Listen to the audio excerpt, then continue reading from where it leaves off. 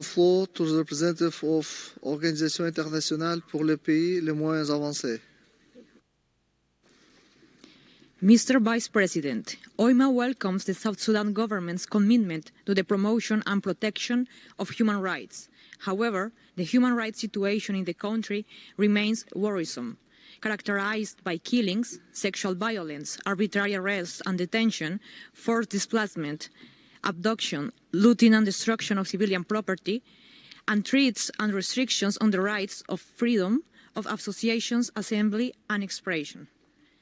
A pervasive climate of impunity and a lack of accountability for serious human rights violations and resulting abuses has led some government authorities to address localized crime in a manner that is inconsistent with international human rights norms and standards. Madam Deputy High Commissioner, could you please tell us about the efforts of your office to address the systemic causes of violence and to protect civilians? And what about the challenges in conducting prompt, impartial and effective investigations into all allegations of human rights violations and abuses and all violations of international humanitarian law, holding perpetrators accountable and ensuring victims have access to redress? I thank you, Mr. Vice President. Finally, on the efforts to address the systemic causes of violence and to protect civilians, this question was asked by OIPMA. The UNMISS Human Rights Division significantly contributes to protection of civilians through data-driven early warning, through the identification, verification, and the monitoring of threats and attacks against civilians, the monitoring of violations and abuses of international human rights law and humanitarian law, civilian casualty tracking mechanisms, the provision of support for the implementation of the revitalized peace agreement, including the joint action plan that we have for addressing conflict-related sexual violence and the implementation of human rights due diligence policy, in addition to what is ongoing regular internal and public reporting.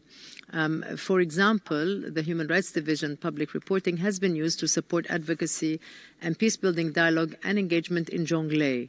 Since we issued the public report in March 2021, the Human Rights Division has led efforts to release and reunify over 132 abductees held by the Dinka, Nuer, and Murle communities as an important step to rebuild trust and to foster peace-building between the relevant communities. Another important aspect of this is, of course, accountability, which was raised by the representative of the Republic of Korea as well as by RADO and OIPMA.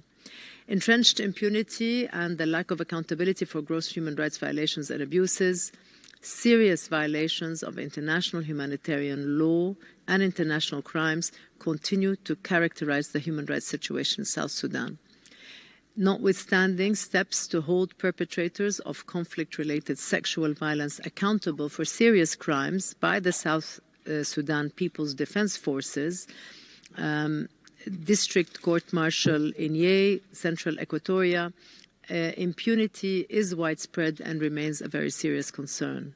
It is necessary for sustainable peace, and initiatives such as mobile courts and the district court marshals have proved to be successful, therefore must be supported and replicated countrywide with the involvement and the participation, of course, of grassroots organizations, civil society actors, and the military.